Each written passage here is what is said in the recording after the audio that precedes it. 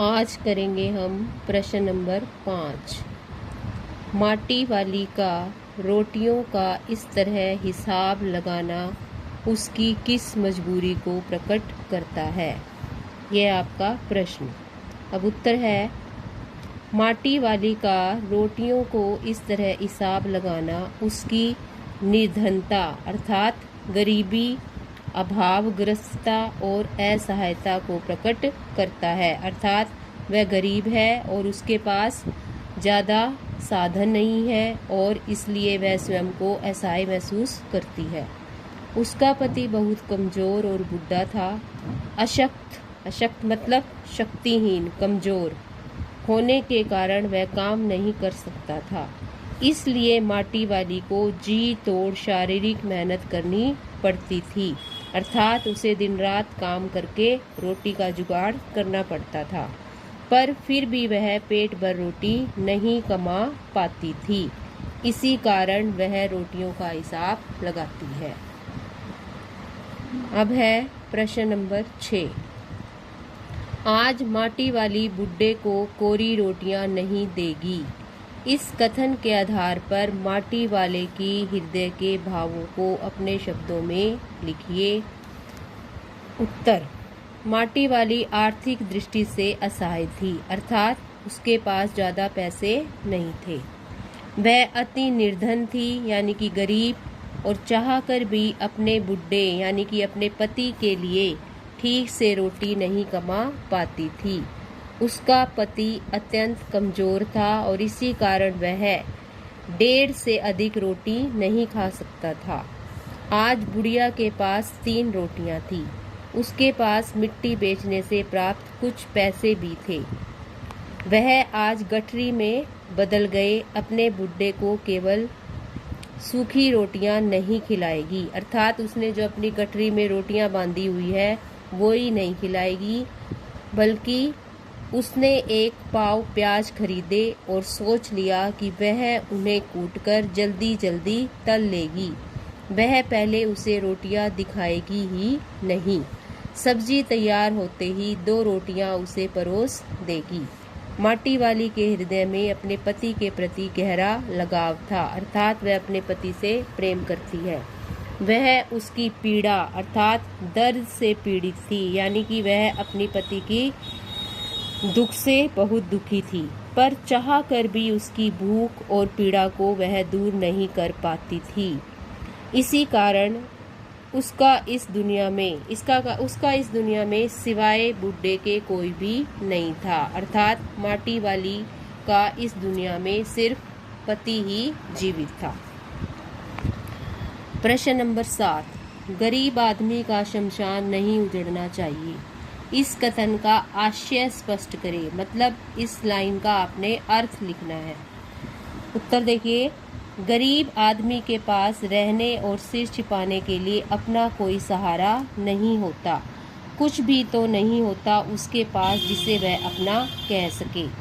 शमशान ही एक ऐसी जगह है जहां मरने के बाद उसे जगह अवश्य मिलती है, चाहे अपने वहां छोड़ाएं या पराए। ऐसा नहीं होता कि गरीब की लाश सदा के लिए वहीं पड़ी रहे जहां वह मरा हो। माटी वाली का बुड्ढा मरा, अर्थात उसका पति मर गया और उसे शमशान में जगह मिली, चाहे माटी वाली के पास पैसे नहीं थे। पर अब जब टिहरी में पानी भरने लगा तो सबसे पहले पानी में शमशान डूब गई। माटी वाली को लगा कि अब तो उसे वहां भी स्थान नहीं मिल पाएगा, इसलिए उसने अपने हृदय की व्यथा अर्थात दुख को प्रकट करते हुए कहा कि गरीब आदमी का शमशान नहीं उजड़ना चाहिए। ये क्वेश्चन भी मोस्ट इम्पोर्टेंट है। नेक्स्ट है प्रश्न नंबर 8। विस्थापन की समस्या पर अनुच्छेद लिखिए। विस्थापन का अर्थ होता है अपना घर और स्थान को किसी विवशता यानी कि मजबूरी के कारण छोड़ना। 2-4 दिन के लिए नहीं बल्कि हमेशा के लिए। अर्थात जब कोई व्यक्ति अपना घर किसी मजबूरी में छोड़ता है या उसे वहां से हटा दिया जाता है तो वह प्रक्रिया क्या कहलाती है? विस्थापन। यह बहुत ही दुखदायी स्थिति है जिसे कोई भी व्यक्ति अपने जीवन काल में नहीं पाना चाहता। अपने घर से सभी को लगाव होता है, चाहे वह टूटा फूटा और दूसरों की दृष्टि में बेकार ही क्यों न हो। वह उसे सिर छिपाने की जगह देता है। जब जब कोई राजनीतिक, सामाजिक, आर्थिक या प्राकृतिक विपदा आती है, तब तब विस्थापन की समस्या लोगों के सामने सिर उठाकर खड़ी हो जाती है। बाढ़, तूफान, भूकंप, ये सारी क्या है? प्राकृतिक आपदाएं। ऐसी स्थितियों में लोगों को अपने घर से विस्थापित होना पड़ता है, पर सदा के लिए नहीं बल्कि कुछ देर के लिए। इन स्थितियों में आर्थिक नुकसान होता है, पर व्यक्ति फिर सामान्य स्थिति हो जाने पर वापस लौट आता है। इसे यहाँ तक करना है। उसके बाद यहाँ से शुरू करोगे आप। जब बांग्लादेश में, अब उदाहरण से समझाना है आपने, जब बांग्लादेश सन 1972 में बना, तब भी लाखों लोग विस्थापित होकर विस्थापित होकर भारत आ गए थे। राजनीतिक अशांति के कारण लोग अपना घर छोड़ अन्यत्र अर्थात और कहीं विस्थापित होने के लिए विवश होते हैं, अर्थात वो अपना घर छोड़कर अन्य जगह रहने पर चले जाते हैं। विस्थापन की स्थिति मनुष्य को मानसिक रूप से तोड़ देती है। इसे आपने यहाँ तक लिखना है। फिर लिखना है आपने ये वाली लाइन, इस लाइन से, मनुष्य तो अति संवेदनशील प्राणी है, इसीलिए विस्थापन की स्थिति में उसका विचलित हो जाना सहज और स्वाभाविक है। टिहरी नगर, जहाँ पर माटी वाली रहती है, उसका नाम है ये।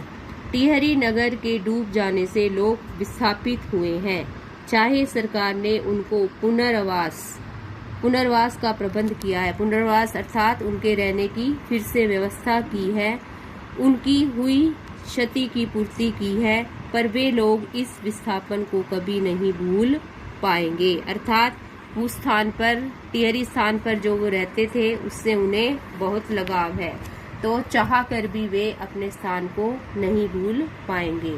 तो इस प्रश्न में आपने जहाँ जहाँ मैंने निशान लगाए हैं वहाँ से ही याद करनी है, क्योंकि ये क्वेश्चन काफ़ी बड़ा है।